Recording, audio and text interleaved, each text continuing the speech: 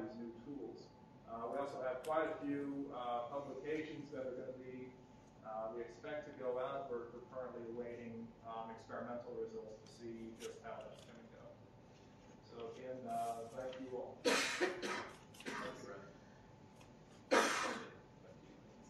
Okay, Lindsay Moore is going to give our next presentation. She's presenting a project from Manny Goldfarb. Thank you. This project, the short title is Carbon Footprint Monitoring. The longer title is Carbon Footprint Monitoring of Earth-Moving Construction Operations. So we're looking at construction, such as what's going on at the Signature Engineering Building or the Center for the Arts, using networks of existing cameras. And so Mani Goldfarb, the PI on this project, has set up webcams at various spots around the construction site. Let's see, and inventories of greenhouse gas emissions.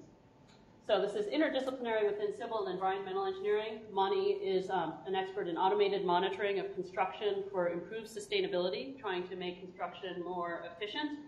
It's all about keeping people from sitting around doing nothing while they're waiting for the next equipment or the next people, next trade person to come by. And then my area of expertise is in atmospheric impacts of human activities. So why construction? Well, the construction industry is the third highest contributor of greenhouse gas emissions among all industrial sectors in the United States. Productivity, you would think productivity is always improving. It's actually at a 15-year low in construction. And they've found that 1/3 of the resources are wasted in non-productive activities. So the dump trucks idling while they're waiting for the next excavator. And up to 40% of those emissions are from construction equipment. So the cranes, the excavators, the dump trucks. And you can see that if you spend half of your time idling, you end up, during a shift, you end up spending 1,000 hours per year idling, which costs you $4,000. And then over 5 years, that's $20,000. If you can somehow cut that time in half down to 25%, you have big gains. And these dollar signs we're showing you, which are important to the construction industry, which is why they might want to consider this, because they're not going to just do this to have lower carbon dioxide emissions, so they can say we're good citizens. They really want the bottom line. So this is the World Trade Center construction site to show you an example of what's going on. With these webcams, what Mani has done is figure out a way to automatically, so this is vision-based, computer vision-based recognition, automatically recognize that, okay, that is an excavator, there's another excavator, even if they're blocking each other. And also to figure out, based on the video, what is it doing? Is it idling? Is it digging? And so there's other ways of doing this. You can put kind of sensors on your construction equipment and try to keep track of them. But that, of course, requires then you have all this extra equipment that's deployed on all of your construction equipment. So this is based on just you take your webcam, you get a video of the site, and you analyze that to figure out what's going on.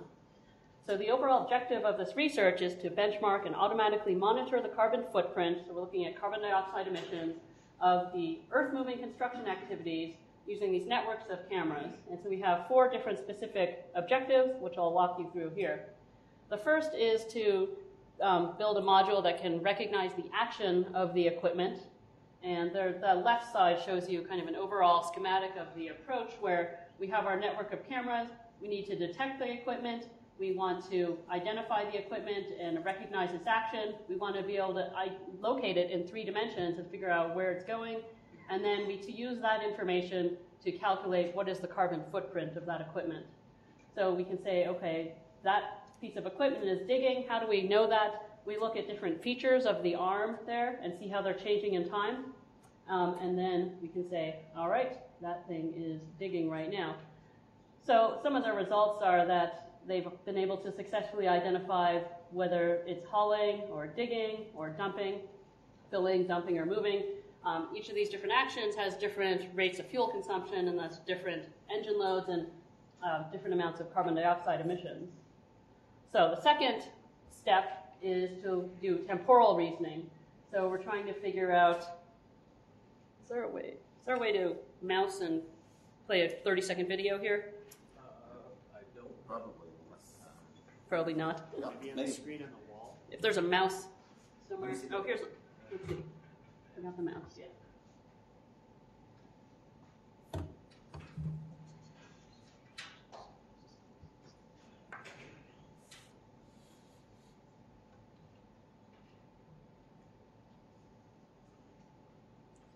So Monty has this whole database of videos that has he's posted on his website.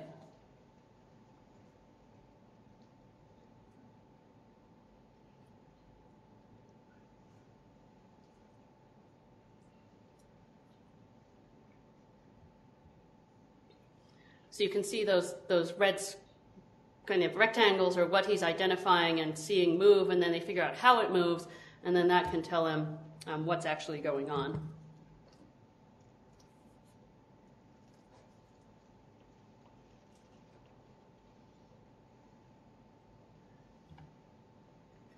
So with long sequences of video, before the identification of the equipment was just from a single frame of video, two-dimensional.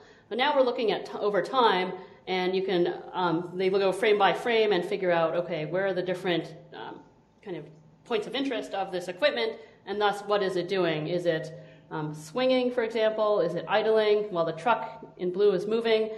Here the excavator is dumping while the truck is moving. They create this time series of each different equipment and what it's doing at a certain time. Here's the time series. You can see that the excavator is shown on top and the truck is shown on bottom, and the idle time is time that's essentially wasted and what he's interested in trying to reduce. So we take this information, this time series of equipment and actions, and use it to estimate the actual emissions of carbon dioxide. And this shows you an example key to another video that I didn't show, over 300 seconds of the total greenhouse gas emissions from a certain piece of equipment. I think this was an excavator. So you can see we have an emission rate, so many grams per second, changing over time depending on whether the equipment's idling or whatnot. And then we can finally add up everything and figure out, okay, how much carbon dioxide greenhouse gases are emitted associated with these different actions. This allows us to come up with a benchmark. So in construction, the benchmark is kind of like your ideal schedule, and then the actual, when the construction actually begins, you try to hit those benchmarks. It can be not just certain things getting built, but also we're trying to develop this idea of having a carbon footprint benchmark, so they can see, and then you provide incentives to the construction company. Okay, if you come in below this benchmark, then you get some bonus. So we're using a method called Discrete event simulation, and we're planning to simulate the Center for the Arts ultimately. So there's a model that was developed by a professor who used to be here at Virginia Tech. It's considered state-of-the-art, where you have different actions that have to happen in certain orders, and then you have a certain number of resources to help with that. Let's say you have 2 excavators and 3 dump trucks to help with this, and you know how long it takes the dump trucks to go dump their load and come back, and then you can kind of run this model and figure out the number of, the number of haulers and the optimal number of haulers and number of loaders.